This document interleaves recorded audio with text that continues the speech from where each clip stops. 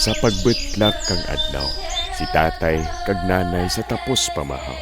Magaadto sa uma, agad ang ubra mahingagaw. Mananam, mabantay, manggarab, sa lao kag tubig magatampisaw. Abay man ang pag-adto sa baybay. Nagimo kang asin, agad may baraligya kag urunaw si nanay. Managat, mapalawid kag ang isda mang labay.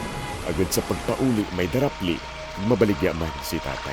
Amo dya ang nagabuhi kang nagasustener sa andang nga pamilya. Agad sandaman may makaon. Ginaagwanta ang pagsuray sa aga kag hapon. Abay ang pagpatunog sa kagabihan. Makadawi kang duro, bisan ang lambat gisiod.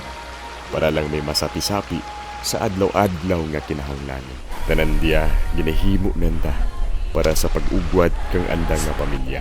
Agad ang andang mga kabataan nga bunga kang pagigugma. Makaeskwela kag makasagap manami nga obra. Abay sa andang nga paghimurat kag paghimakas nga ginhalat. Ang paghalong sa atin dinang manggat. Ang mga plastik kag basura ginareseklo nga may kasagat. Nga sa mga bisita nagapanghagat. Sa matuod kag padayon nga pag-ugwad.